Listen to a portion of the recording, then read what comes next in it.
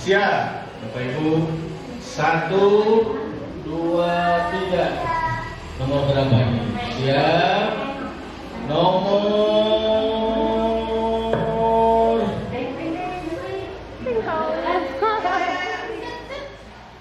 11. Nomor 10. Siapa? Yeay, nomor 10 Bunda. Siapa? Mama Husna. Mana Mama Husna? Alhamdulillah. Aduh, anak saya TK bingung bisa nanaon. Tong hawatos dalam Al-Quran, wallahu akhrajakum min butuni ummahatikum la ta'lamuna syai'an. Cek Allah teh tidak bisa apa-apa, wa ja'ala lakum sama wal absar wal aqidah. 3 potensi yang Allah berikan. Sam'a, absar, al-aqidah. Sam'a, mendengar. Anak 5 tahun belum bisa baca Al-Quran, tapi dengan dia mendengar orang baca 1 juz, hafal. Karena apa? Mendengar. Berapa banyak umur 5 tahun, 6 tahun tiktokan nyanyi-nyanyi tabola balik. Benar atau benar? Nulis tabola balik belum tentu bisa, tapi dengan pendengaran dia bisa menyanyi tabola. Tor monitor. Karena gara-gara man itu potensi dari Allah Subhanahu. Mas siapa? Saya dengan Bunda Raska. Bunda Raska. Iya.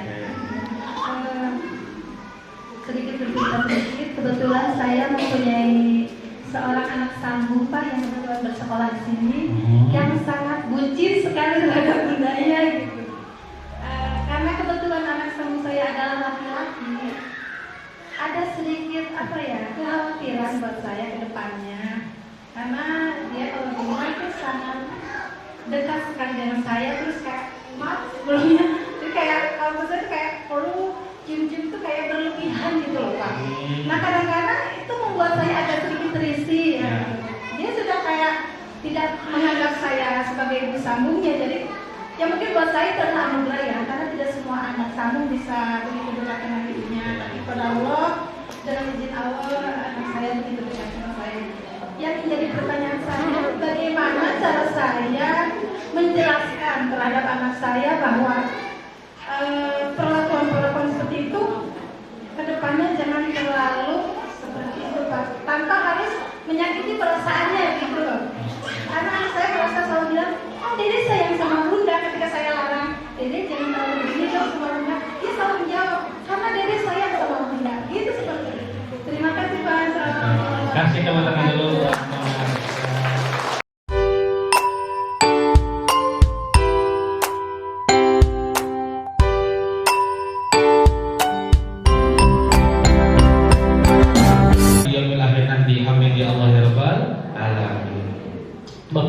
Bapak Ibu, saya biasa Bapak Ibu, kalau di sini harus bunda-bunda ya.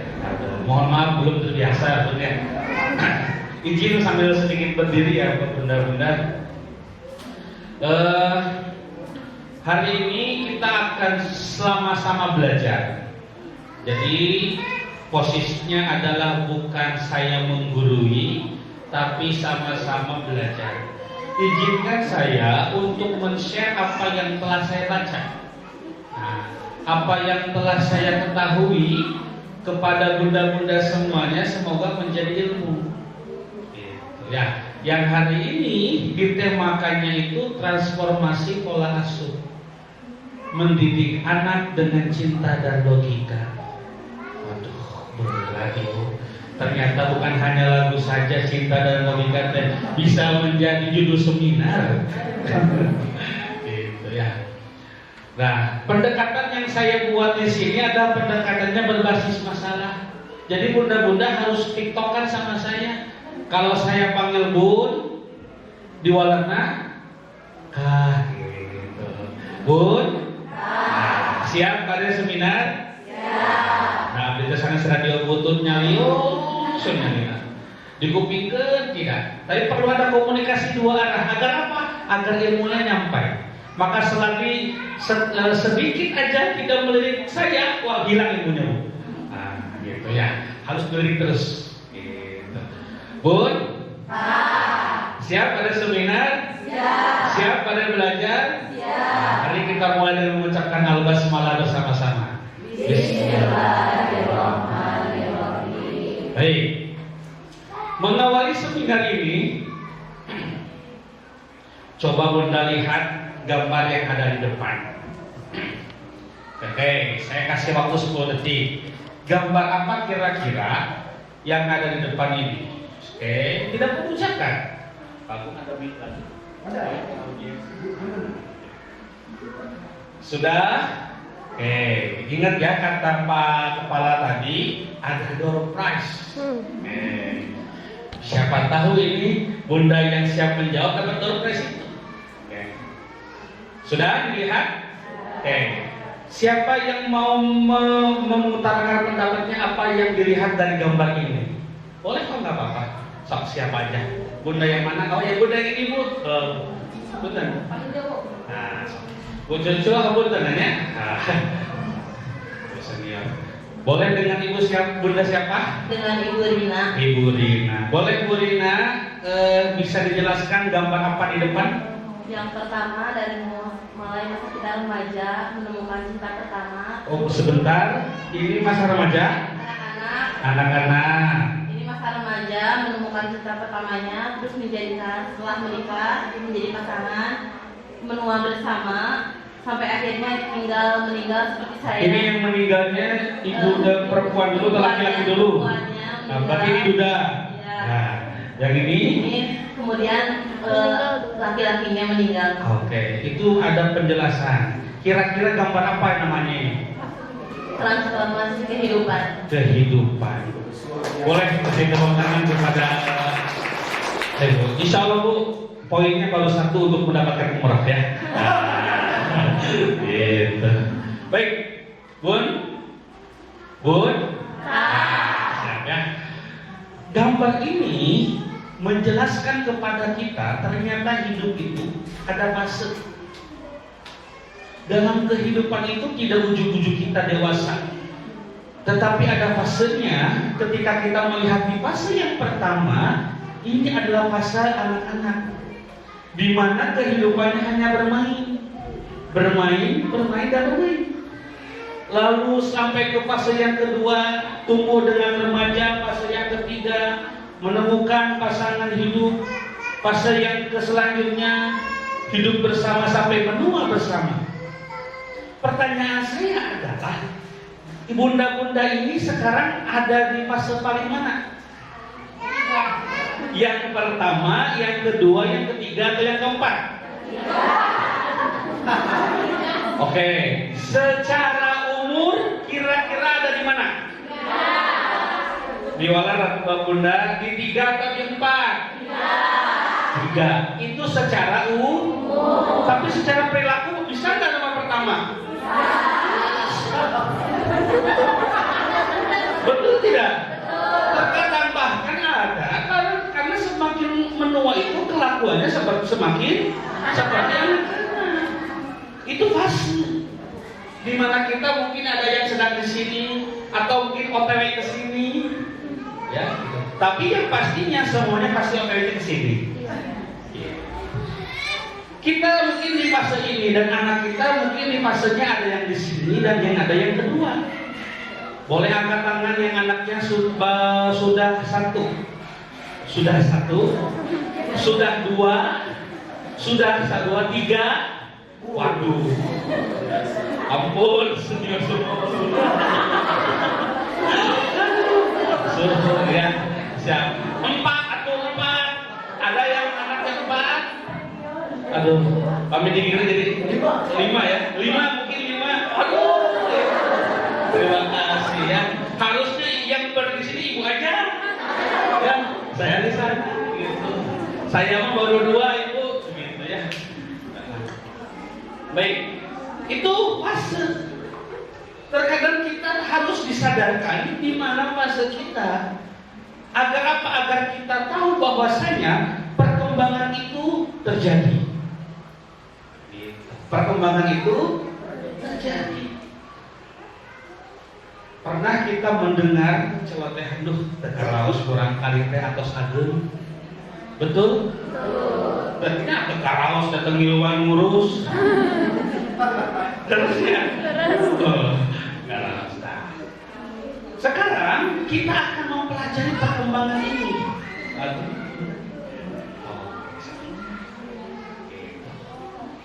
ada yang dinamanya perkembangan manusia tadi. Ada yang dinamakan dengan teori perkembangan sosial anak. Aku bapak tak kayaknya nyarios teori hari itu pada ilmu heula, pada amal heula. Pada amal heula, pada ilmu heula. Halo Bun. Wios terkedah ditulis dan penyandaknya foto foto. Mungkin di share di grup gitu. Pami kita ngaraya bahan kan ke suamina Pak cek seminar teh kedah kieu. Gitu. Bun. Ada teori perkembangan sosial anak. Kenapa ibu-ibu harus tahu ilmunya? Gitu.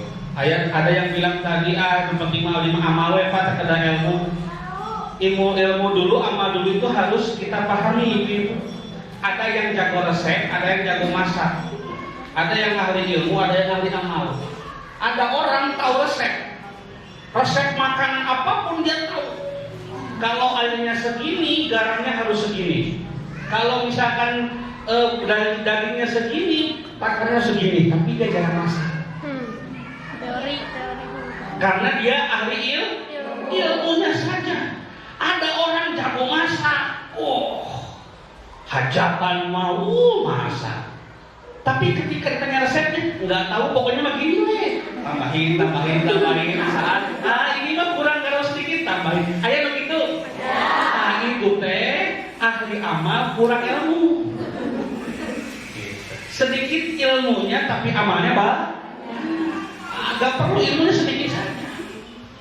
Tapi penting bagi kita sebagai orang tua mengenal paling tidak perkembangannya seperti apa. Gitu. Jangan sampai kita tidak ahli ilmu, kita juga tidak ahli amal. Tapi kebanyakan orang Indonesia tukang masak kurang resep. Sok masuk budak mah. Dan kadang-kadang ilmunya tidak tahu. Baik. Ini dalam teori pendidikan lama bisa juga dikatakan dengan teori pendidikan lama. Pertama saya akan menjelaskan yang namanya dinamakan aliran nativisme.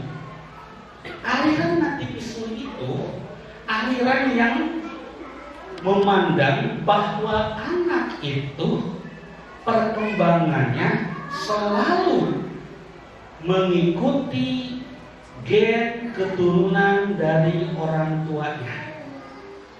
Bisa dipahami?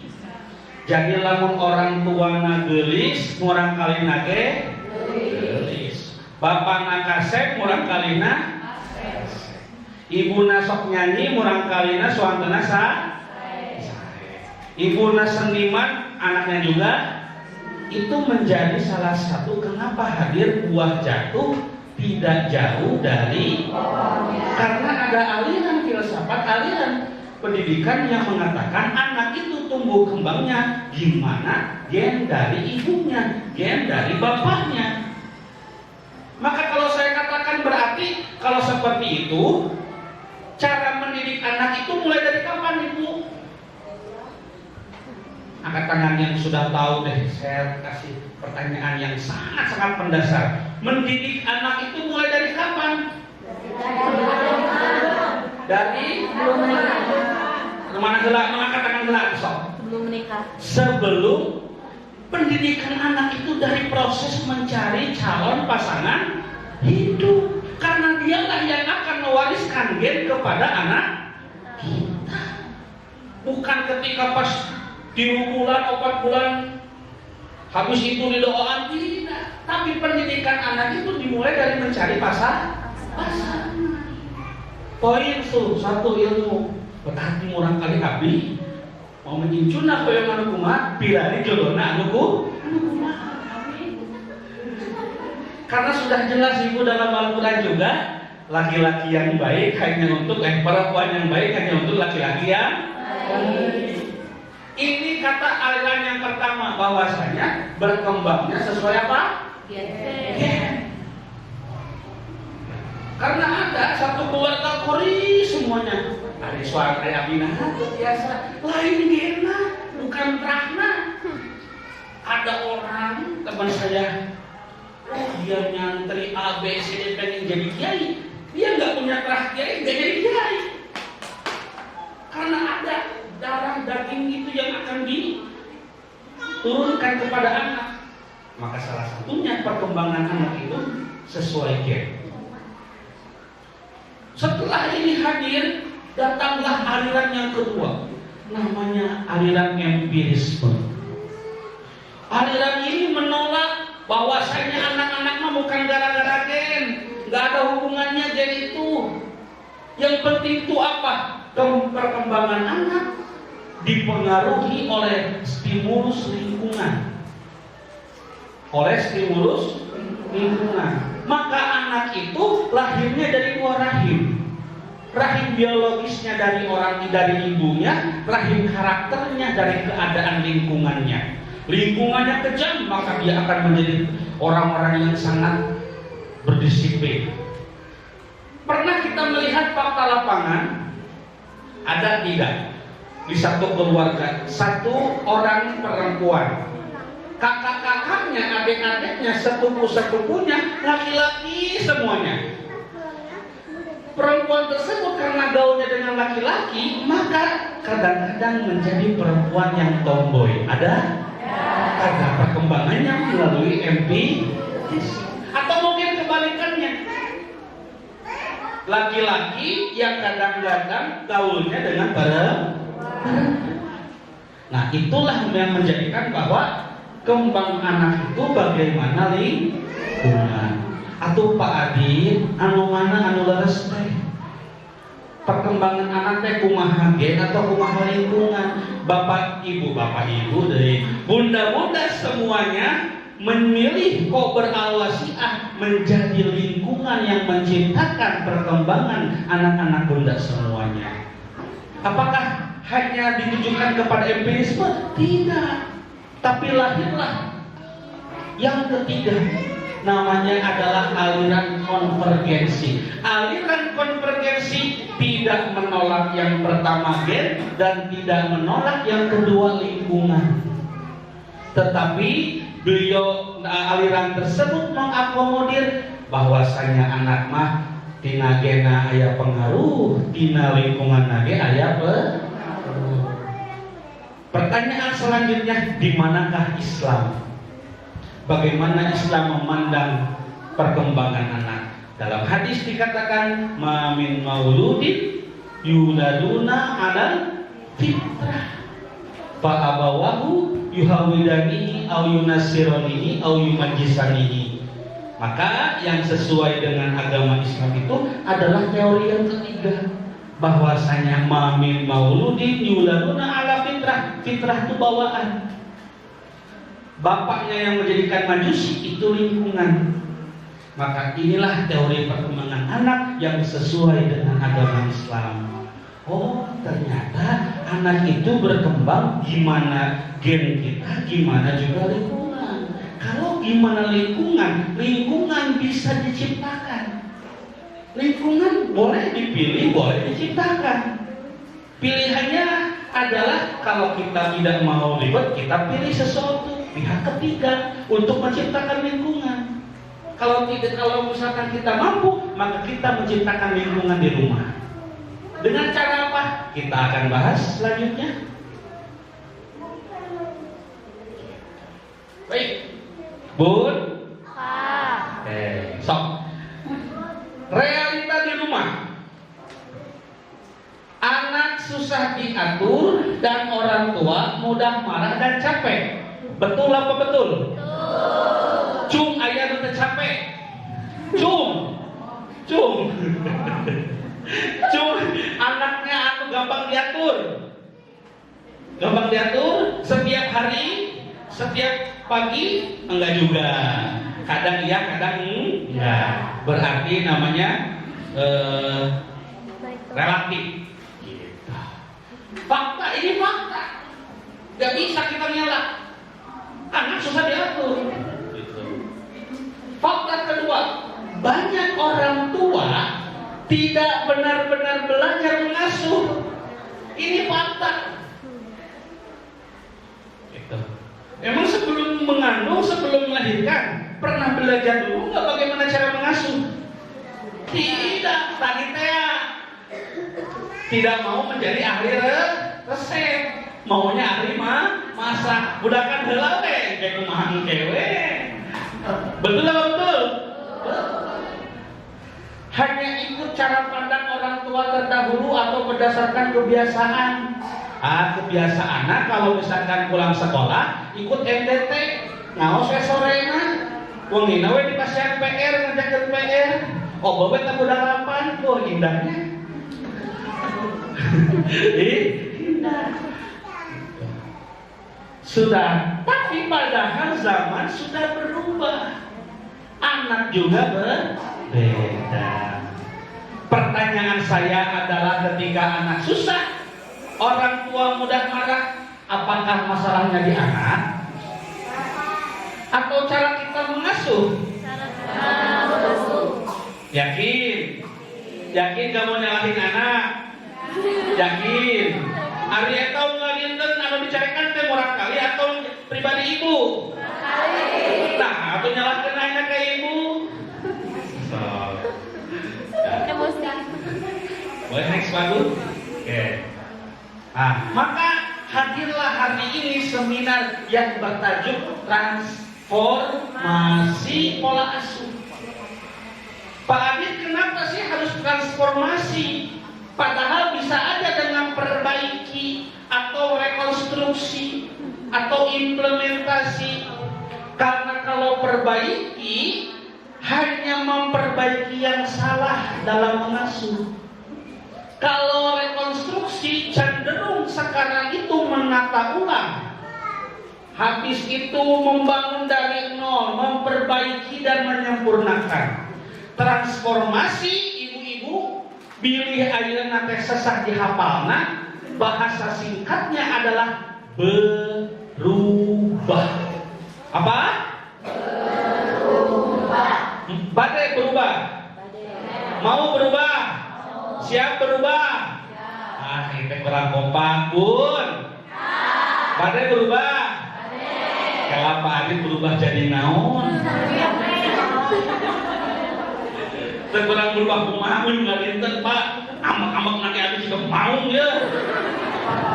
Laras atau laras? Gitu ya.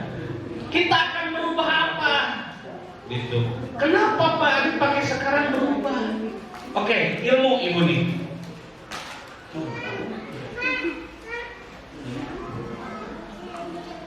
Ilmu belajar adalah terjadinya perubahan.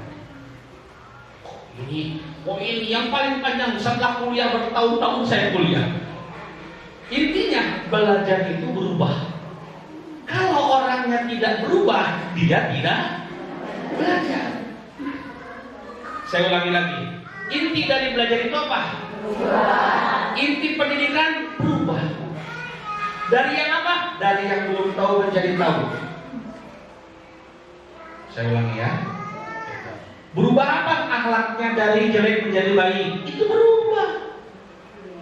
Hakikat pendidikan juga terjadinya perubahan dalam diri menjadi akhlak yang karimah.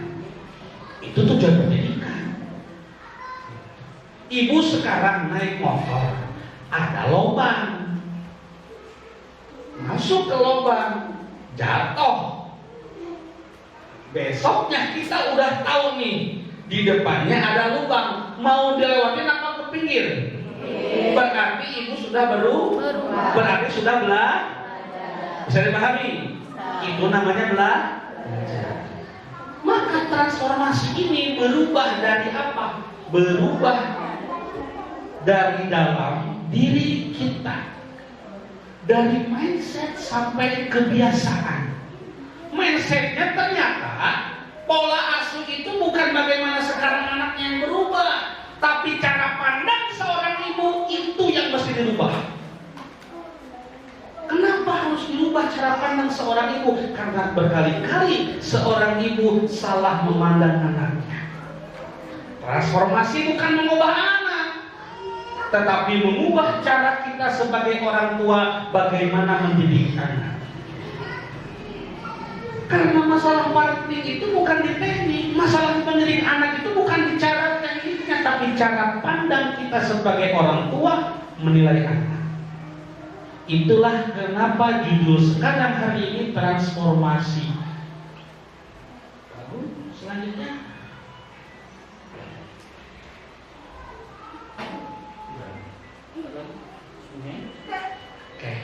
apa sih yang ditransformasikan? Naon anu dirubah teh? Pertama adalah transformasi cara berpikir. Berpikirnya ibu, cara pandang anak. Anak adalah amanah, bukan beban. Berapa banyak hari ini seorang ibu menganggap anaknya sebagai beban? Tuh bisa kumpul, tuh bisa arisan, tuh bisa ngaso. Gara-gara saha? Anaknya bangun. Itu fakta, ibu. Betul tidak? Karena belum bisa menerima keadaan. Kita harus menyadarkan, kadang-kadang disadarkan bahwasanya anak itu sebagai amanah. Lihat kisahnya Nabi Ibrahim alaihissalam. Butuh 86 tahun beliau menikah sampai menunggu anak pertamanya.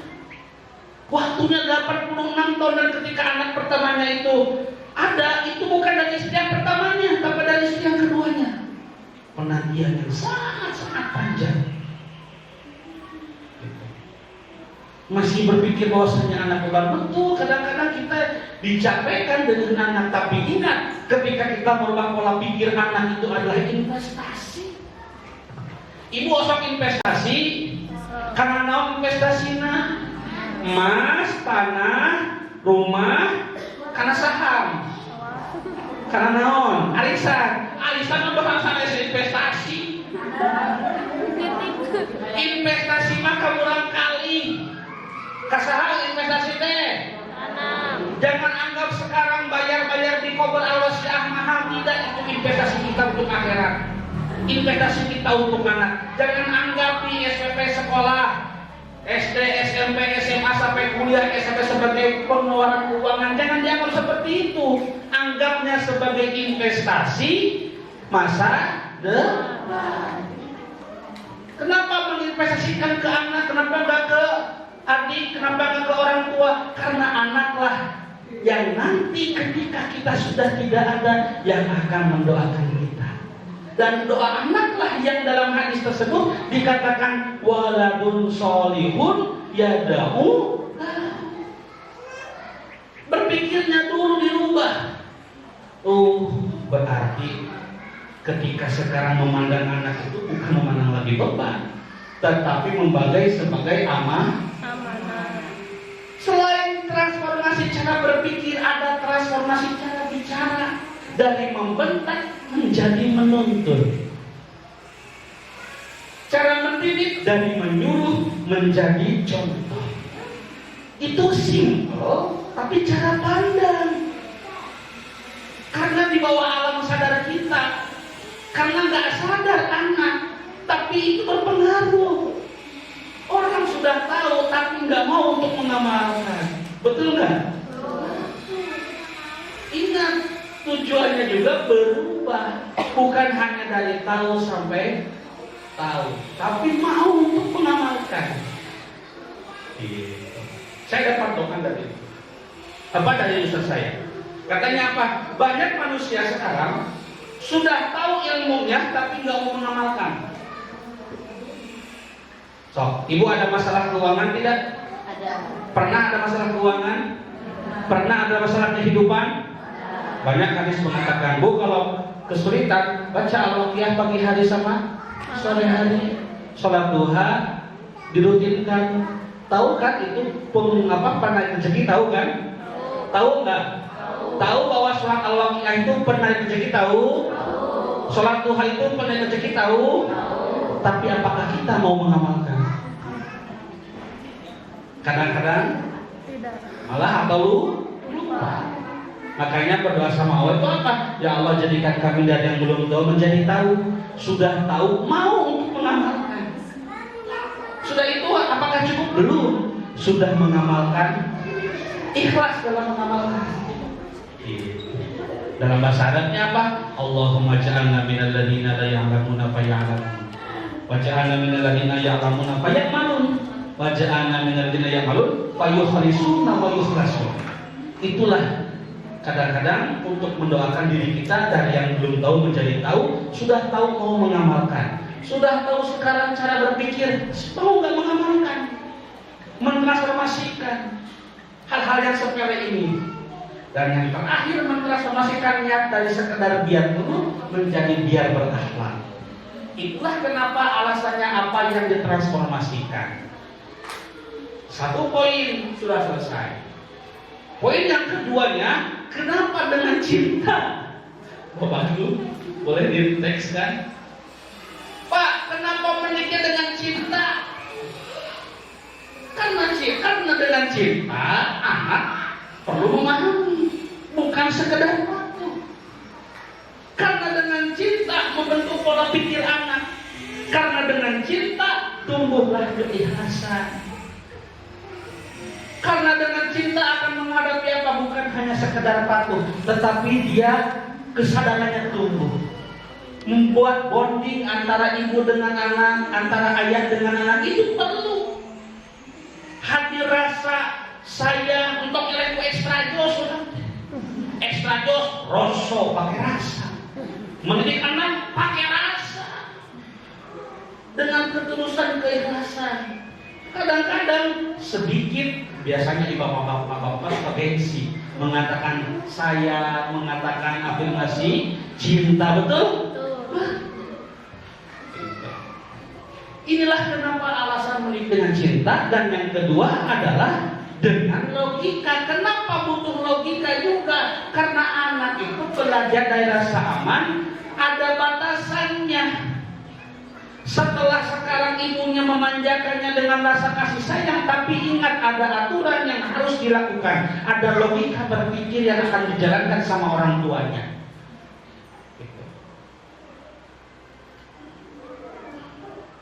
Cinta itu seperti air menenangkan, logika seperti arah yang menuntun. Anak kita butuh keduanya, hati yang tenang dan arah yang jelas. Oke, simpelnya seperti ini logika itu. Logika itu adalah aturan. Logika itu adalah belajar untuk memahami. Logika itu adalah belajar untuk bagaimana anak itu paham akibat dan sebab. Itu logika. Bisa dipahami? Contoh, anak pengen es krim. Anak pengen es krim. Kita pakai cinta dulu aja. Kalau pakai dengan cinta, oh gak punya uang pun saya akan pinjam. Gara-gara apa? Anak pengen es krim karena cinta. Oh, anak sedang mengontrol diri. Siap gak? Boleh? Selanjutnya nomor 3. Dari anak bikin capek ke ini bagian dari proses sendiri. Waduh, ini kayaknya paling berat ya. Bisa nggak kira-kiranya ketika kita capek, sekarang dirubah nih berpikirnya. Aduh, saya lagi capek ngurus anak, berubah menjadi apa? Oh, ini bagian daripada proses mendidik. Ingat, saya ulangi lagi, tema kita transformasi cara pandang. Berarti cara pandang anak itu harus dirubah dari sekarang. Boleh Ibu selanjutnya? Dari anak bandel ke anak butuh perhatian dan arahan. Oke. Berarti sekarang kalau anaknya sedang hujan-hujanan, bobolokot, berarti kita memandangnya bukan anak Bandel. tapi apa? Perlu arahan. Dia butuh perhatian. Karena sekali mah dengan nyaut, mah dengan nyaut, mah dengan nyaut, iditnya lira, hujanan lebih kencang, mama. Oh, ternyata itu seperti itu mendapatkan perhatian. Boleh selanjutnya? Dari kenapa anak saya begini ke apa yang bisa saya perbaiki. Ini yang suka minder dengan orang lain dibanding-bandingkan dengan anak lain. Loh, nah hanya anak saya seperti ini, rubah tuh. Berpikir nanti rubah dengan apa? Apa yang akan saya perbaiki buat anak saya? Ibu, ini kalau ikutan yang namanya tuh main brainstorming, ada yang namanya itu seminar alam bawah sadar. Bapak Ibu harus yakin, Ibu-ibu harus yakin bahwasanya dalam diri kita tuh ada alam bawah sadar yang itu menarik untuk menjadi kejadian nyata. Ketika alam sadar ini dikendalikan sama berpikir kita, maka yang terjadinya akan berubah. Kiatulah ibu-ibu jam 1 wengi di kampung, kahampangan, WC-na di sungai dekat sawah, sieun jam hiji malam Jumat Kliwon, so, badai kahang, anak KMCK, papa. Kalau berpikirnya itu sieun bakal judi, ayak tak judi datang. Karena kita yang menarik. Tapi aduh udah, nggak berpikir apa-apa banyak, tidak ada. Itu sama dengan seperti ini, membiasakan cara berpikir, cara memandang anak, itu akan terjadi kepada diri kita. Boleh bunda selanjutnya? Dari anak harus seperti yang saya mau ke saya perlu memahami karakter anak. Tuh, sok loba kahayang. Ya, gampang sok loba kahayang. Lain ujang loba kahayang. Ibu no loba kahayang mah. Ujang kudu A, ujang kudu B, ujang kudu C, ujang kudu D. Betul? Berapa banyak hari ini ibu yang sekarang membanggakan kepada anak, kudu bisa maca, kudu bisa nulis, kudu bisa ngitung, kudu bisa ngaji. Wah, bayangkan bebannya umur 6 tahun. Apalagi sekolah harus sudah bisa calis tuh. Lamun teu tiasa teh beban bagi orang tuanya, betul? Tidak mudah. Maka ketika harus seperti apa yang mau turunkan egonya ke saya perlu memahami karakter. Nanti ada karakter apa sih dipahami. Boleh bunda selanjutnya? Dari tugas anak hanya patuh ke tugas anak belajar bertanggung jawab. Anaknya bukan untuk harus patuh, tapi anak itu harus belajar tanggung jawab. Nah, ibu kasihkan ini mainan, tapi kalau make mainan ini disimpannya harus di sini, bertanggung jawab. Bagus. Transformasi cara bicara. Tadi cara apa? Berpikir. Kita sekarang cara bicara. Lanjut. Biar semuanya di absen. Dari jangan ke ayo lakukan yang ini ya. Oke. Dari jangan ke ayo lakukan yang diulang-ulang. Nah ini yang salah. Dek jangan dek jangan terus itu dilakukan entah berapa jangan yang didengarkan sama si adek dalam satu hari. Mungkin ada 100 jangan, apalagi dalam fase-fase pertumbuhan. Walaupun dia nggak bisa bicara, tapi dia bisa mendengar, ibu. Karena salah satu potensi yang Allah berikan kepada manusia itu pertama adalah mendengar. Ketika omongnya jangan ini negatif, jangan itu bukan positif. Karena ketika negatif, daya sadarnya tuh negatif. Selanjutnya Dari kami salah terus, kita coba lagi ya teman-teman. salah terus, gak apa-apa, yuk kita coba lagi pelan-pelan lagi. Ini soft spoken, amin teh. Soft spoken, gitu. Kita hanya taunya no, betul? Maksudnya no, itu adalah tingkatan soft spoken yang paling tinggi di ibu-ibu. No. Pak, tapi kumahannya lamun ningali artis asa tara baeut kemurang kali teh. Asa mah jauh kan. Kenapa diketahui bisa sesantai itu? Karena dia punya baby sister yang mana ketika dia itu capek dia bisa istirahat. Lah kita 24 jam ditempel. Betul tidak? Ke kamar mandi ditempel, ke warung ditempel, gimana nggak stres? Tapi ingat, berubah pola pikir dan pola bicara. Selanjutnya, ibu boleh?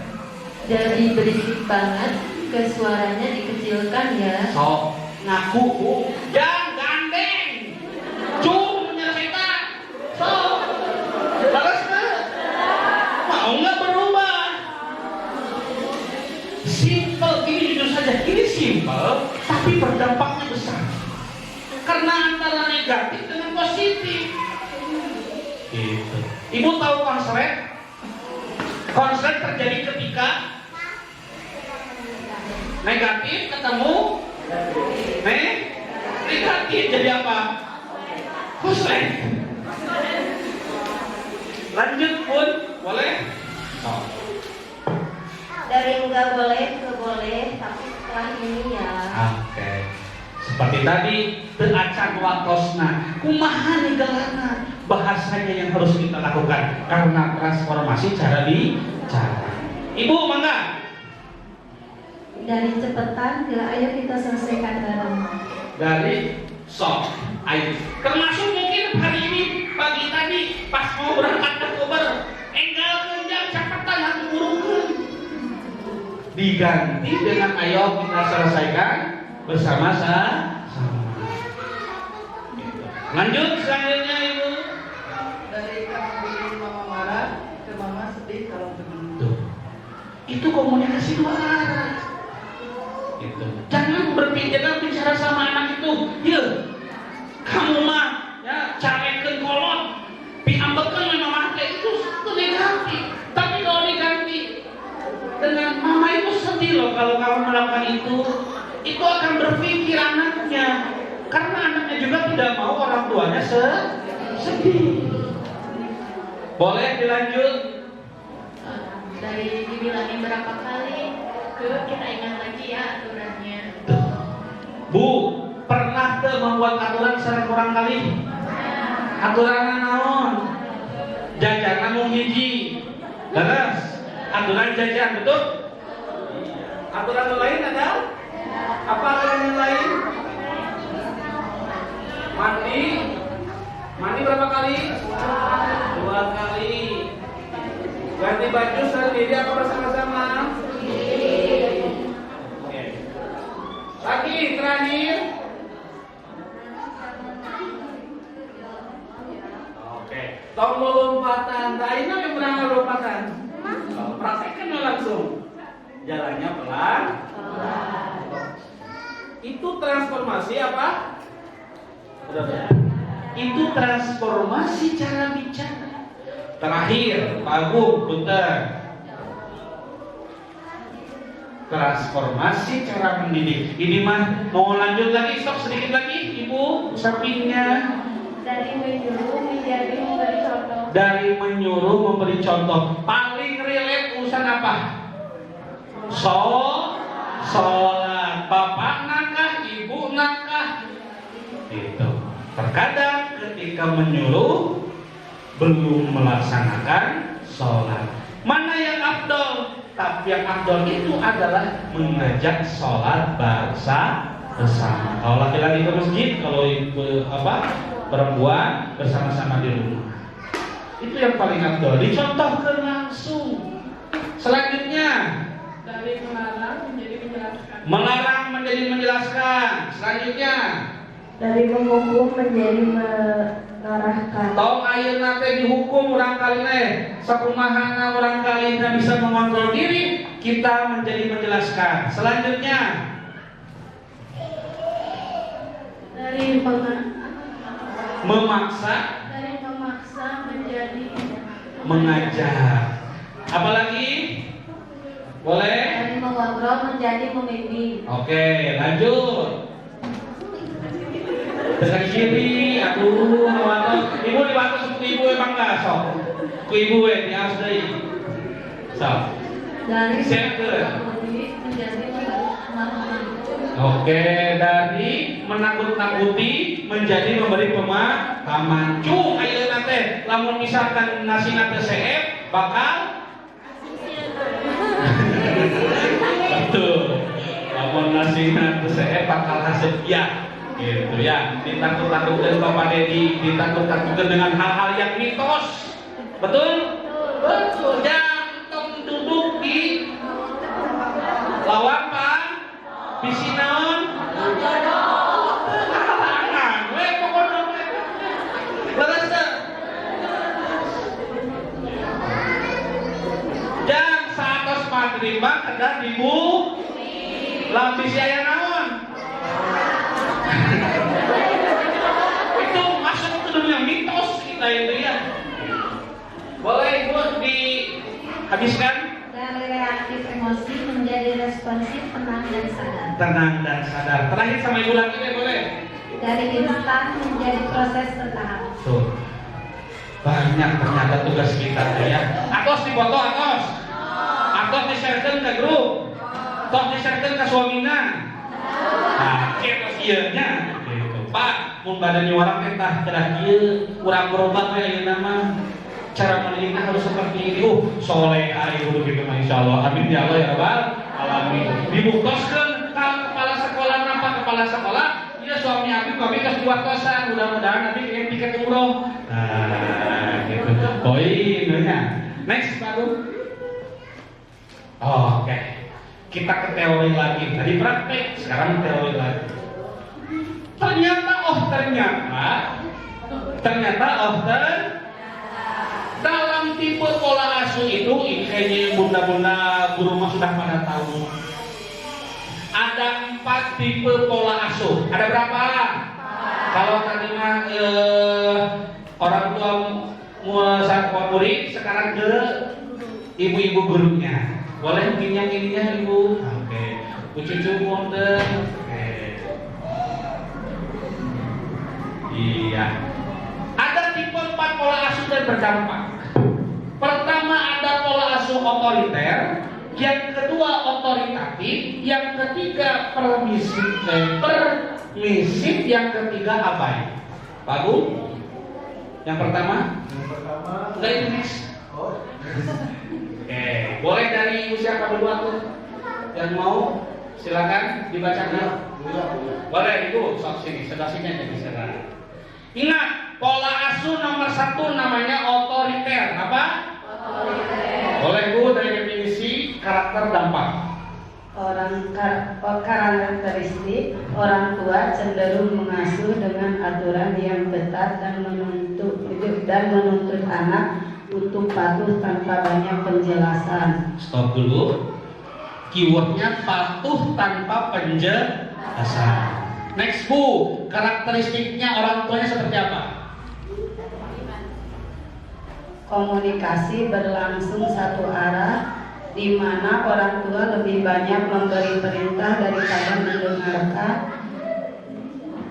Dalam keseharian, orang tua mudah menggunakan nada tinggi atau hukuman ketika anak tidak sesuai harapan, dan jarang memberi ruang bagi anak untuk mengemukakan pendapat. Dampak anaknya, anak cenderung patuh dan disiplin, namun sering merasa takut salah, kurang percaya diri, tidak berani mengemukakan pendapat, serta kesulitan mengambil keputusan sendiri karena terbiasa diarahkan secara ketat. Oke. Tipe seperti ini tidak bisa kompromi. Orang tuanya otoriter, memilihnya yang terbaik. Kita tahu bahwasanya pilihan orang tua itu pilihan tetapi harus didiskusikan dengan anak. Harus bisa didiskusikan, dipahamkan. Ketika itu terjadi tanpa adanya komunikasi, dampaknya memang patuh, memang berdisiplin, tapi dia merasa itu yang pertama, namanya tipe otoriter. Ayah anu soknya di bumi. Ayah. Mudah-mudahan mulai bertransformasi, berubah. Tipe yang kedua bukan otoriter tapi otoritatif. Ibu selanjutnya boleh mau membacakan?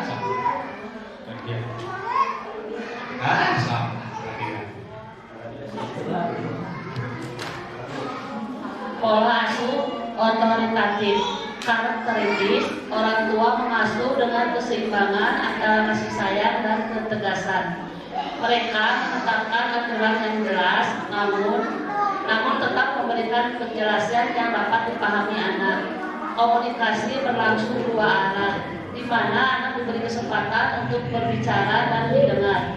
Dalam keseharian, orang tua hadir, hangat, dan tetap konsisten dalam membimbing anak. Dampaknya, anak tumbuh menjadi pribadi yang percaya diri, mandiri, dan mampu bertanggung jawab. Ia terbiasa memahami aturan, berani berpendapat, serta memiliki kemampuan sosial yang baik karena terbiasa Baik. Berarti tipe yang kedua ini selaras dengan mendidik dengan cinta dan logika, karena pola asuhnya itu seimbang antara kasih sayang dan juga aturan. Kasih sayang dengan cinta, aturan dengan logika, dengan komunikasi dua arah, diajak ngobrol. Pak, emang ngartosan murang kali teh ngobrol aja gitu. Itu tipe yang kedua. Ternyata ada tipe yang ketiga. Tipe yang ketiga ini itu jauh-jauh dari prediksi kita, namanya pola asuh permisif. Pada saha pada nyobian sok arah kacobian seminar teh naos sok pada pola asuh yang ketiga, pola asuh namanya Pola asuh permisif. oke. Karakteristiknya, orang tua cenderung memberikan kebebasan yang luas kepada anak tanpa batasan yang jelas. Mereka jarang menetapkan aturan dan lebih sering menuruti keinginan anak demi menghindari konflik. Dalam keseharian, orang tua ini terlihat dekat seperti teman, namun kurang tegas dalam memberikan arahan dan kontrol. Dampaknya Anak cenderung bebas dan ekspresif, namun kurang disiplin, sulit mengontrol diri, mudah menuntut, serta kurang memiliki rasa tanggung jawab karena terbiasa mendapatkan kebebasan tanpa batas yang jelas. Biasana nu kieu teh orang tuana anu kumaha? Nurut ke anak. Anu sibuk. Ada tidak ada gitu. Ada seperti itu ada. Masuk tipenya. Dan tipe yang terakhir adalah tipe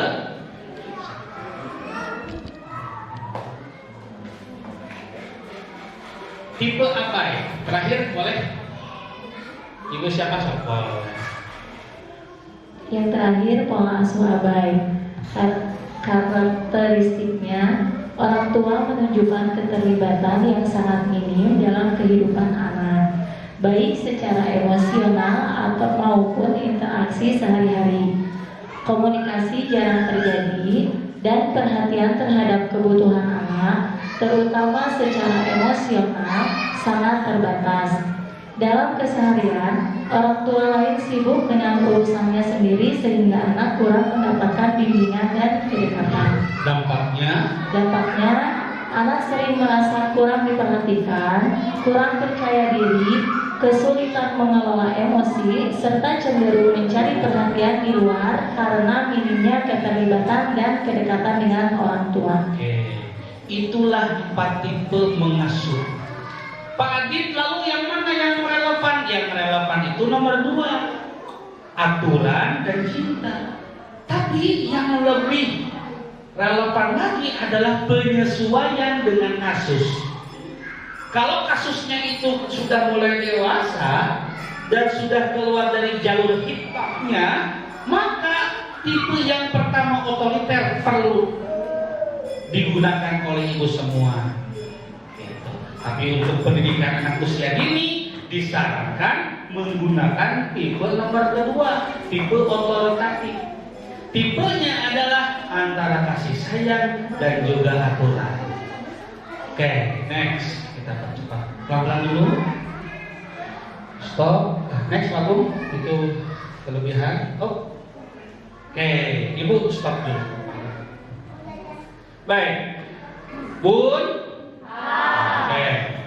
Pernah nggak Bunda mengajak seseorang padahal mengajaknya kebaikan, kok orang nggak mau? Pernah nggak mengajak anak untuk melakukan kebaikan, anaknya nggak mau? Biar kasusnya kita perbesar dalam kehidupan kita. Adik kita deh, dia melakukan kesalahan, kita ajak kepada kebaikan tapi dia tidak mau. Ada? Pernah? Jawab pertanyaan saya. Siapa yang salah? Salah kita yang mengajak Salah dia, emang dia nggak mau diajak, atau salah cara mengajak? Kenapa cara mengajak salah? Pada artos bagus, di pasian artos, diajak tuang. Bahasanya padahal angin lemes. Terkurang kumaha, namina orang tua nasara kamu orang kali jam, tong mabok jam. Terkurang kumaha, ke ibu teh teh nyaah, aya nu kitu. Tatanggi tos kitu teh, padahal tos diwara tos di kumaha-kumaha, tapi terubah-ubah.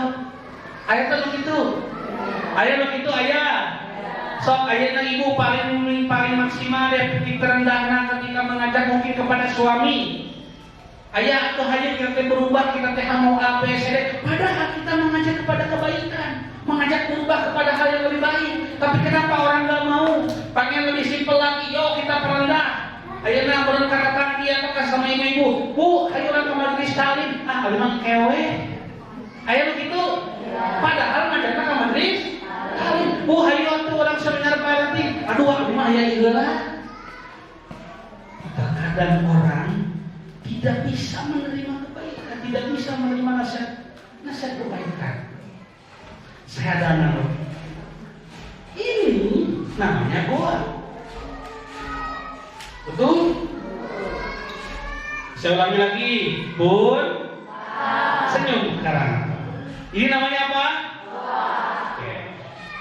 Yang ini mata hakikat matahari bercahaya atau gelap?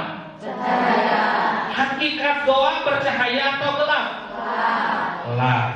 Semuanya punya porsinya. Bahwasanya hakikat matahari itu bercahaya, menyinari. Hakikat goa gelap. Kenapa gelap? Karena dia tertutup. Betul? Betul. Pertanyaan saya, bagaimana cara menyinari goa? Dari matahari. Maka perlu ada alat pemantul. Alat pemantulnya yaitu cermin. Ketika sekarang cahaya dipantulkan ke cermin, apakah sekarang goanya tersinari? Apakah goanya caang? Walara tubun? Caang atau caang? Kan idealnya gitu. Kita ngajak kebaikan kepada orang, nasihat kebaikan. Yo, ke majelis taklim. Tapi enggak mau. Berarti dia tersinari. Maka yang salah bukan ajakannya, yang salah bukan yang maboknya, yang salah bukan yang gak mau sholatnya, yang salah bukan anaknya, Bu. Nasihat kebaikan sudah datang dari Allah Subhanahu wa taala. Wa'mur bil ma'ruf, tapi yang salah mungkin bukan di orangnya dan bukan di nasihatnya. Yang salah mungkin cerminnya, kitanya. Karena kita seorang cermin suka sok-sokan menjadi matahari. Cahaya mati Allah bukan di manusia. Tugas kita menjadi cermin apa? Sekarang memantulkan. Kalau tidak terpantulkan, jangan salahkan ini. Salahkan mungkin hati kita kurang bersih. Aya ujung ria takabur sombong. Apalagi? Sumpah serapah semuanya mungkin hatinya belum bersih. Maka ketika hatinya belum bersih, belum bisa untuk memantulkan cahaya. Karena kalau sudah cahaya yang dipantulkan, siapapun kegelapan akan tersinari. Itu analoginya. Mungkin kita ketika mendidik di guru-guru, bukan anaknya yang bangun. Mungkin hati kita yang kurang bersih, hati kita kurang ikhlas, hati kita masih ada ujung lihat kalau saya guru, bukan ibu yang mencerdaskan, tapi ibu sebagai apa? Ibu-ibu juga sama, merasa bahwasanya anak adalah punya kita sendiri. Bukan, anak adalah titipan. Itu yang salah dalam berpikir. Ini ilmunya udah tingkat tinggi, Bu. Ini ilmunya bukan wilayah lagi, wilayah torik, wilayah syariat, bukan wilayah marifat. Sok Ibu, kita analogikan dengan kasus yang berbeda. Kalau sudah cahaya yang bersinari, semua orang tidak ada yang kegelapan. Tuh, nah ya Makom Mahmud jamin atas cahaya, tapi dia memantulkan cahaya siapapun orang, padahal udah nggak ada, masih berdatangan. Karena apa? Cahaya. Cahaya itu bahasa Arabnya apa? Nur. Ya nur, ya nur. Allahumma ja'al fi qalbi nur. Wafil sam'i nur, wafil amami nur, wafil waroi nur, wafil yamini nur, wafil yasimani nur, waj'alni nur, jadikan aku cahaya.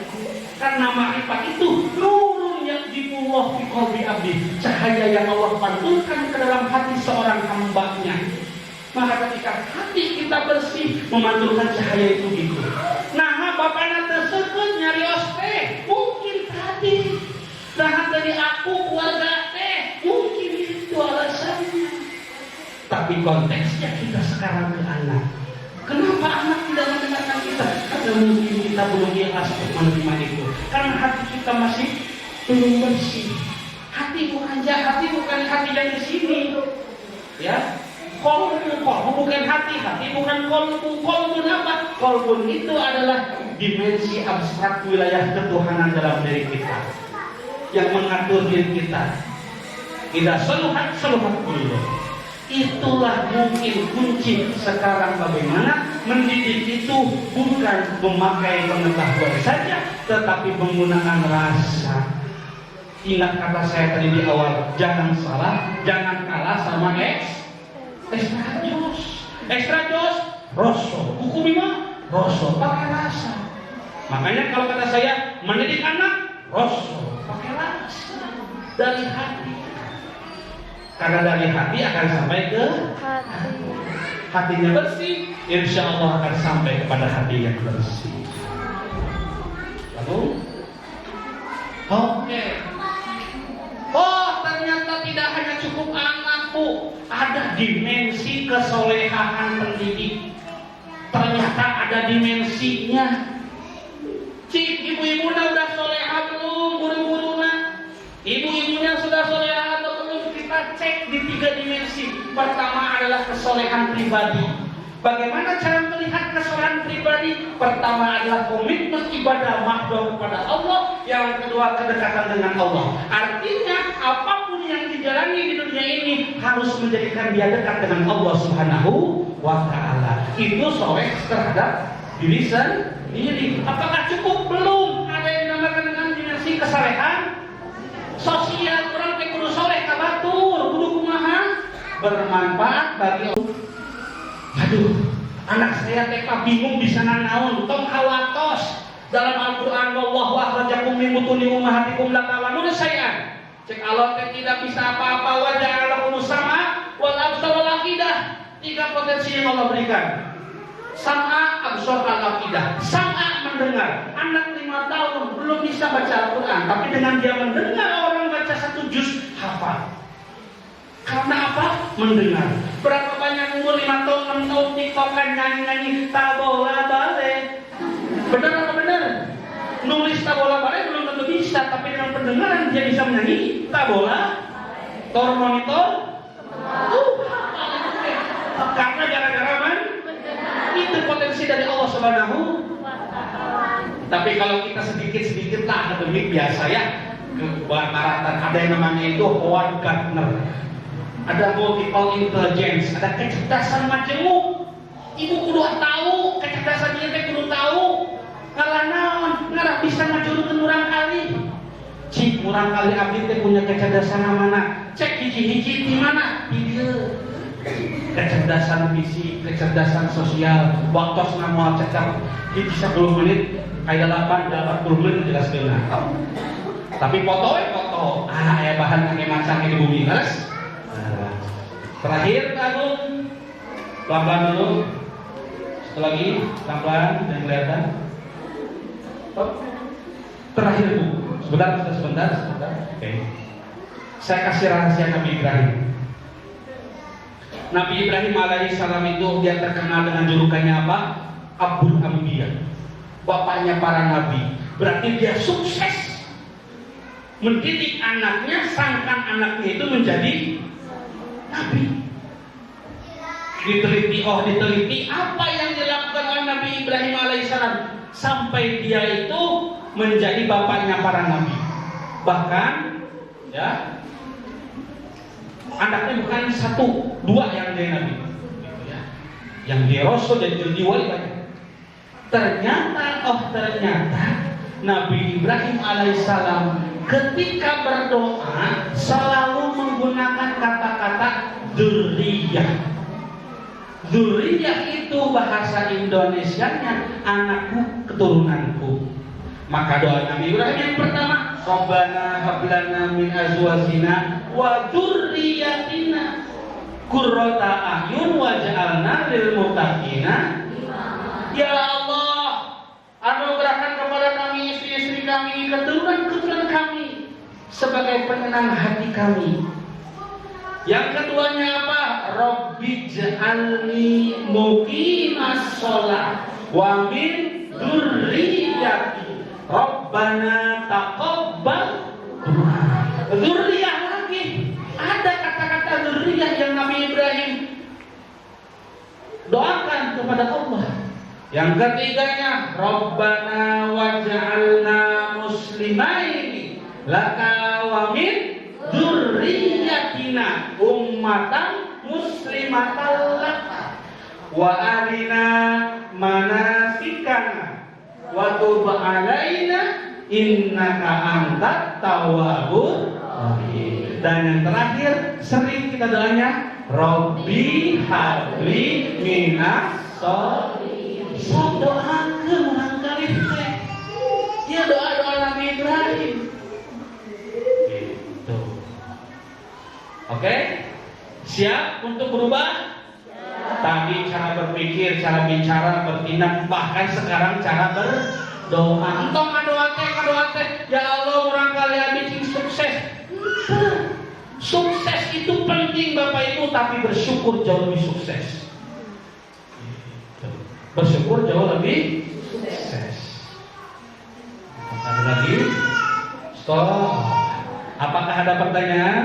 Nah, saya sampas pagum 1 jam dari jam 9 sampai jam 10. Saya buka untuk tanya jawab. Mungkin Bapak Ibu, Bunda ada yang ingin ditanyakan, boleh untuk dikasih mic-nya ke Bunda, ke Ibu yang sebelah sana.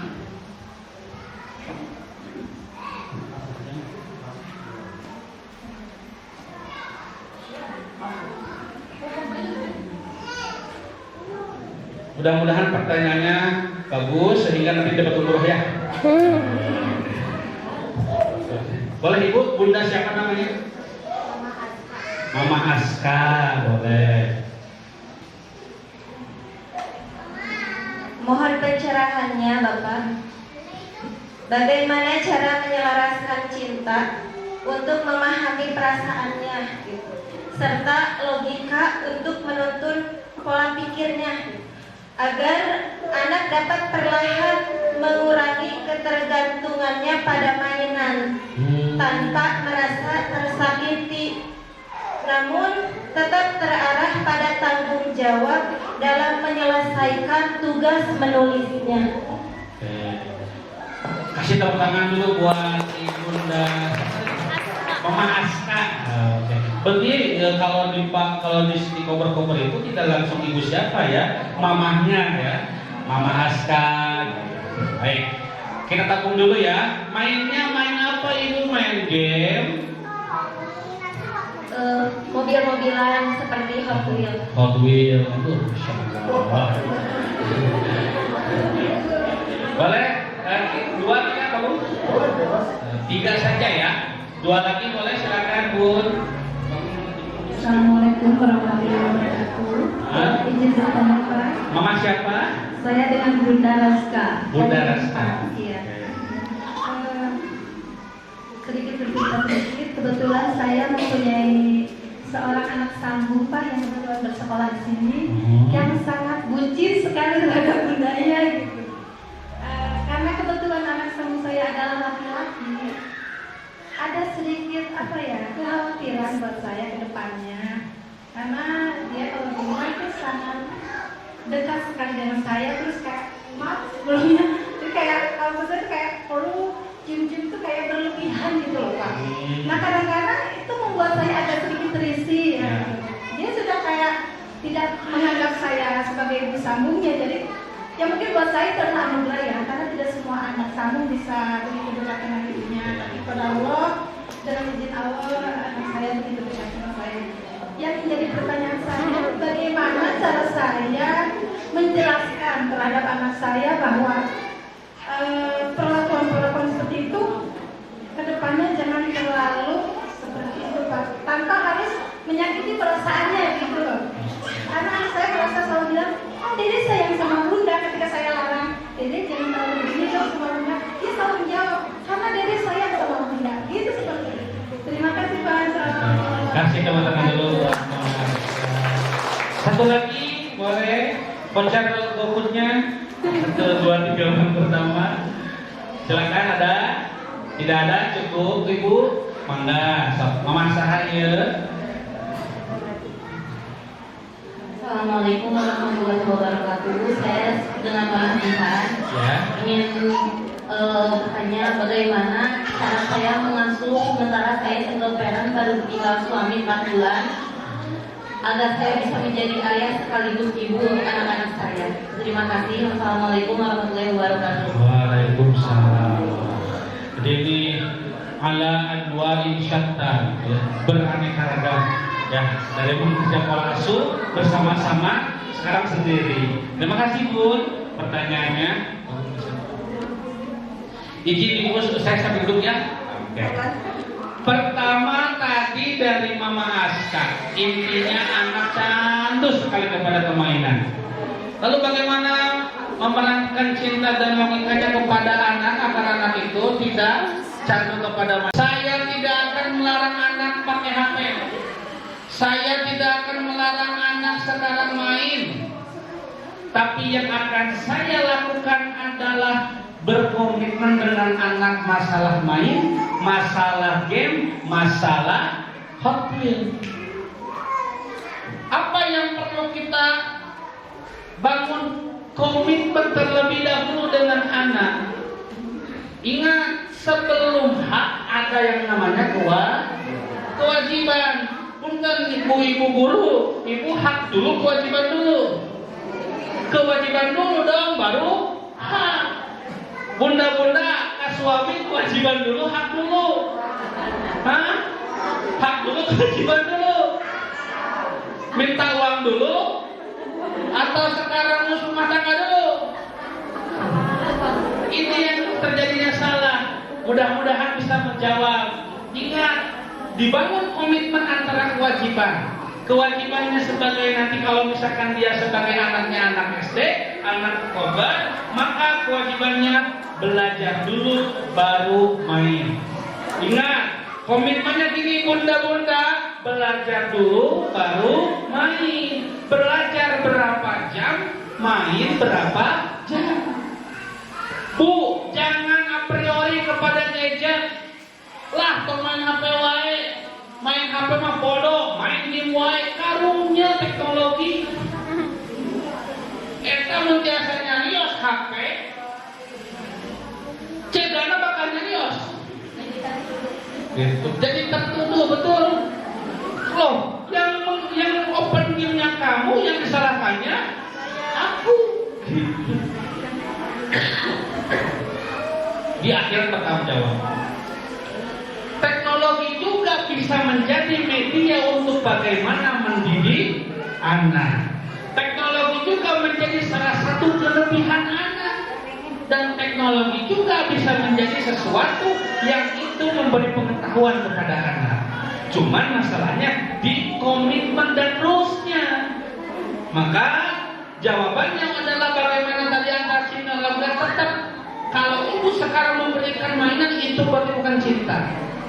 Yang harus dibangun itu logika terlebih dahulu, komitmen belajar dan bermain.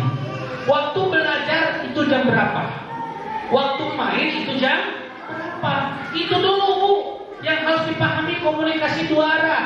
Saya ulangi lagi, komunikasi dua arah dengan anak. Tentukan jam belajar, tentukan jam main. Simple, mau mainnya Hot Wheels, mau mainnya game. Ketika sudah di waktu itu, boleh. Anak saya umur 5 sampai sekarang umur 6 tahun. Saya bolehkan main gadget tapi hari Minggu sama hari Sabtu karena dia di libur, tapi itu pun dari pagi sampai siang aja. Gitu. Kalau siang sampai sorenya pasti masuk ke MDPA. Itu mungkin bisa menjawab kenapa anak Cadu tadi, Pak, aku kumaha ada kapalan. Tos kapalan. Nah, tugasnya ada tadi bertransformasi cara berbicara kepada anak, menjelaskan, mencoba menjelaskan terlebih dahulu efeknya apa, dampaknya apa. Kalau ibu-ibu pengen melihat pendidikan sekarang di Jepang, itu dipraktekkan orang yang nyebrang dan ditabraknya. Pernah melihat itu? Yang di samping kiri kanan samping gituan dipraktekkan nih kalau keluar lieu katabrak mobil dan kumaha. Maka di sana dicontohkan. Ya, tong ngombe HP bari jeung ibu nage ngombe. Nah, itu juga. Maka dicontohkan, yuk bareng-bareng ibu juga ngomongin HP kok sekarang. Yuk dibareng sama ibu untuk belajar. Itu kayak lebih indah. Itu Mama Aska. Yang kedua Mama Resta. Gimana tuh Pak, anaknya bucin banget. Bu, Mama Resta. Ini saya juga, ini di luar dari ini ya. Mudah-mudahan bisa menjawab ya Bu ya. Pertama adalah anak polanya seperti yang di slide pertama tadi. Ibu lihat di slide pertama ada fase-fase tahu. Nah, apakah anak sudah dalam fase berpikirnya itu bisa membedakan baik dan buruk? Belum. Maka kita masih kayaknya bisa terjaga. Tapi takutkah ketika anak sudah bisa membedakan baik dan benar? Karena baik dan buruk. Karena kalau misalkan anak sudah bisa membedakan baik dan buruk, maka sudah masuk ke waktunya balik. Gitu. Nah, tapi untuk ikhtiar kita, pertanyaannya kan jadi apakah dia tahu kita tidur sambung? Itu kan yang paling lima. Kalaupun tahu kan berarti kita juga harusnya mengedukasi sejak dini. Nah, tetapi batasan tersebut karena mungkin cintanya terlalu besar, itu kita bisa waspadai dengan berjaga-jaga saja. Mungkin tidak skin to skin, mungkin ciumnya mungkin ke kepalanya, ciumnya mungkin ke kerudungnya, peluknya dan sebagainya. Yang disarankan sama saya adalah hati-hatinya kalau misalkan sudah sampai tadi balik.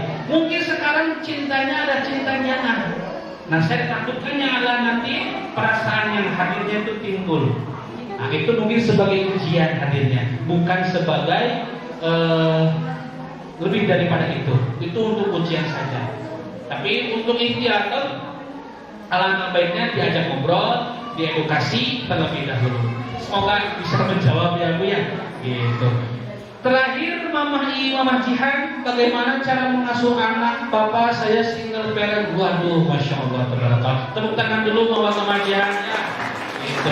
Mama Jihan anaknya perempuan laki-laki. 3, satu laki-laki, 2 perempuan. 2 perempuan. Berbahagialah kalau anaknya perempuan Bu.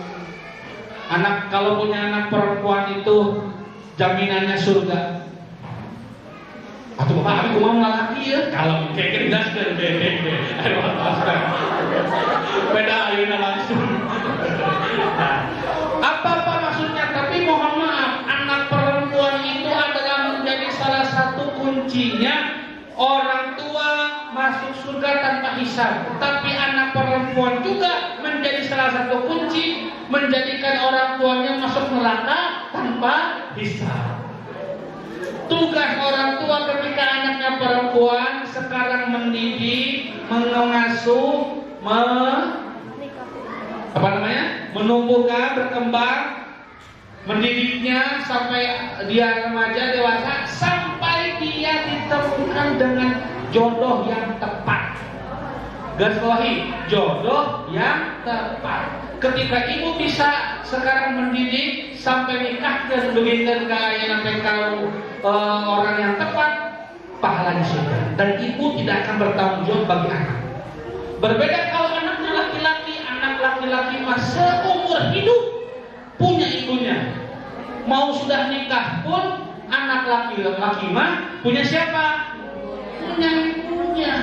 Maka seorang laki-laki ketika sudah beristri, dia boleh ngirim kepada ibunya walaupun tanpa sepengetahuan istri. Tapi seorang istri kalau pengen kasih ke orang tuanya harus sepengetahuan suami. Gitu. Ibu ini tidak mudah, betul namanya kekuatan berbagi peran antara ibu dan juga peran ayah. Gitu. Saya tidak hanya bisa omong kosong bagaimana caranya, dan saya juga belum tahu caranya. Tapi ingat satu hal, Bu. Ya, pertama adalah butuh pihak ketiga. Saya ulangi, butuh pihak ketiga. Saya ulangi, Bu. Kalau ibu tidak mampu mendidik, butuh pihak ketiga. Maksudnya kumaha Pak ya pembantu? Bukan. Pihak ketiganya adalah koper al-wasilah yang mendidik secara lingkungan anak-anak kita. Pihak ketiganya mana? SD-nya. Pihak ketiganya apa? Pesantrennya. Pihak ketiganya siapa? Guru ngajinya. Gitu. Karena jangan sampai dibebankan sendiri. Gitu. Tepuk tangan untuk kita semua.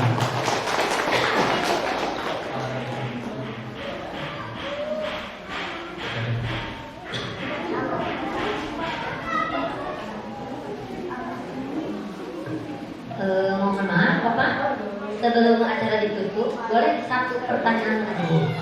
Boleh. Satu aja. Ini bagaimana cara menghadapi anak kan orang banyak tantrum.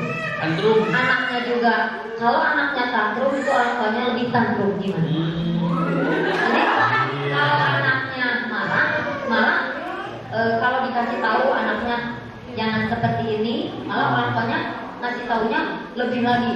Betul. Marah. Bagaimana caranya?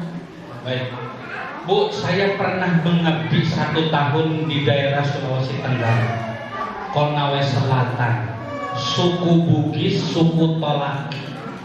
Saya ketika pengabdian dari pesantren dikirim 30 orang itu ke Sulawesi Tenggara, ketemu suku Tolaki, suku Bugis, mengajar di sana. Yang dipegalnya itu karakternya keras, sampai anaknya itu tadi melanggar aturan, kita hukum padahal cuma digoyang gini saja. Tantrum, Bu, ngomong sama orang tuanya saya dipukul di apa, suku Bugis, suku Tolaki, Bu, bawa parang. Mana Pak Ustaz? Datang anaknya dan datang juga bapaknya membawa parang. Mana Bapak Ustaznya? Betul. Ya, mana Bapak Ustaz? Tantrum lah kalau bahasa mungkin sekarangnya ya. Mungkin tantrumnya beda. Kalau mungkin sekarang marah-marah, kalau itu kan dengan aksi langsung bawa parang, Bu. Gitu. Pertanyaannya apa yang harus kita lakukan sebagai pendidik, Bu? Gitu. Kalau kita melihat api, kita jangan pakai api, Bu. Ya, kita harus sebagai air tadi. Saya yakin kepada satu ilmu yang tadi, Bu, poin yang tadi. Ketika hati ini sudah bersih, Bu, apapun itu akan tercahayai. Artinya apa? Perlu ada pendalaman rasa dalam hati ini, dalam mendidik, dalam menjelaskan, sehingga orang akan paham terhadap apa yang menjadi penjelasan kita. Tugas kita itu, Ibu, saya ulangi, tugas kita itu tidak mencerdaskan. Saya ulangi lagi, tidak ada guru mencerdaskan, tidak ada ustadz yang mensolehkan umat, tidak ada. Tidak ada guru yang mencerdaskan, tidak ada. Apakah ibu-ibu datang ke majelis taklim tiba-tiba langsung solehah? Hah? Tidak. Apakah tugas ustadz itu untuk mensolehahkan ibu-ibu? Tidak. Tugasnya itu apa? Tugasnya itu seorang ustadz, seorang kiai itu memberi rangsangan agar masyarakat mau beribadah. Karena yang terjadi perubahan siapa? Masyarakat. Maka sama tugas guru juga, tidak ada yang tanggung jawab harus membuat dia cerdas. Tapi tugas kita memberi stimulus bagaimana hari ini agar anak itu mau belajar, mau berubah. Itu tugas kita menjelaskan, tugas kita memberi pemahaman. Mau dia paham, mau dia tidak, mau tantrum, itu sudah lepas dari tanggung jawab kita. Kalau bahasa-bahasa kerasnya kalau di pesantren kayak gitu, Bu, mangga dicenak dulu kurang kali. Gitu. Tapi kan jangan seperti itu kalau di kita ya. dianggapnya kita tidak bertanggung jawab. Gitu. Mudah-mudahan terjawab ya Bu Cucu ya. Dan tibalah kita di akhir pertemuan Ibu-ibu, saya kasih ke closing statement dulu. Bapak Ibu lagi. Bun, ini mau di luar. Gitu.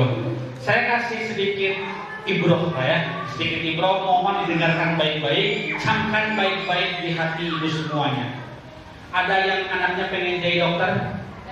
Ada yang pengen anaknya menjadi polisi, tentara, pengusaha, orang sukses, PNS, apalagi sih cita-cita anak-anak itu?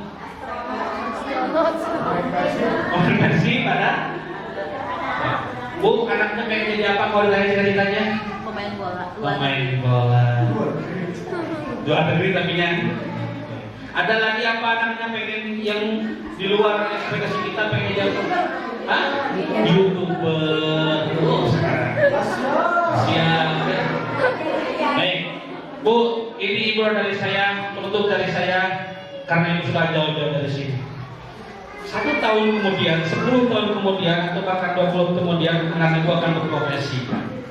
Betul? Mau jadi A, B, C, D, mau dia sekolah S1, S2, S3, punya gelar sarjana, magister sama dokter kayak saya, atau profesi apapun ibu. Tapi saya akan kasih tahu, ada salah satu gelar, ada salah satu profesi yang itu tidak kalahnya dengan cita-cita dan gelar. Profesi apa itu? Gelar apa itu? Gelar khairun nas. Gelar sebaik-baiknya manusia adalah orang yang bermanfaat bagi orang lain. Itu kadang-kadang tidak dimiliki oleh semua orang. Banyak sekolahnya tinggi, tetapi dia tidak bisa mencapai gelar khairun nas. Banyak yang berprofesi jadi anggota DPR, jadi gubernur, jadi kepala daerah, tapi dia belum bisa menjadi khairun nas. Banyak yang menjadi kepala RT, kepala RW, pembisnis, pengusaha. Berapa banyak orang yang menyumbang ke pesantren, berapa banyak yang menyumbang ke masyarakat, menyumbang ke masjid, menjadi orang-orang yang khairun nas. Mudah-mudahan anak-anak kita disekolahkan di sini, dibelajarkan di sini, menjadi orang-orang anak-anak yang mempunyai gelar khairun nas, orang-orang yang sebaik-baiknya manusia, bermanfaat bagi orang lain. Penutup dari pertemuan saya membuat tulisan. Mungkin hari ini kita pulang tidak membawa sebuah jawaban, tapi semoga kita pulang dengan satu kesadaran bahwa setiap kata kita, setiap sikap kita akan bentuk hati anak-anak kita. Maka mari kita pilih cinta dalam kelembutan kita dan logika dalam setiap arahan kita. Saya David Sonojeli. Wassalamualaikum warahmatullahi wabarakatuh. Waalaikumsalam warahmatullahi wabarakatuh. Alhamdulillahirrahmanirrahim. Terima kasih kepada Bapak. Siap, Bapak Ibu. 1, 2, 3. Nomor berapa ini? Siap. Nomor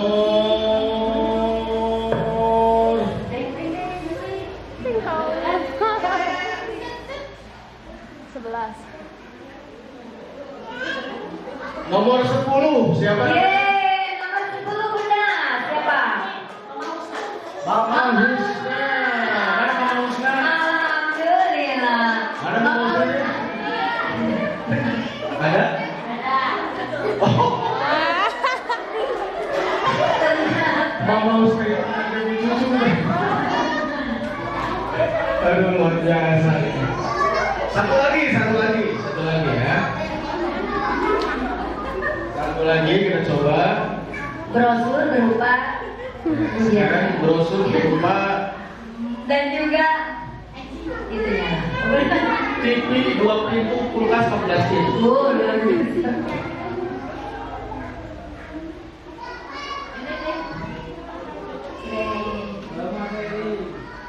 Nomor 8. 8 berdekatan sekali. Atas nama Mama Lepan. Mama Lepan. Yang mana Mama Lepan? Rezekinya Bumil.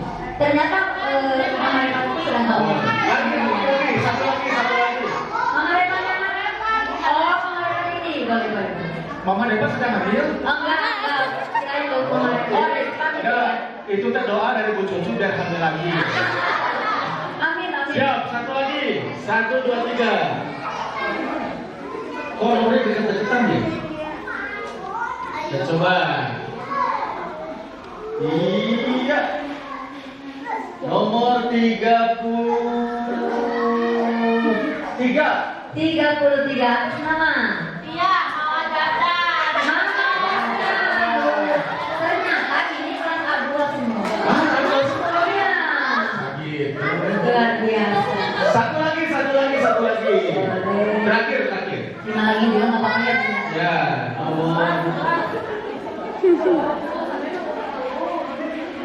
ini kalau kelas A2 lagi menang kelas. Nomor 25. 25 atas nama. Bukan menolak Ini mengasah. tadi bertanya pada diri luar biasa. Nanti ibu-ibu yang dapat kirimkan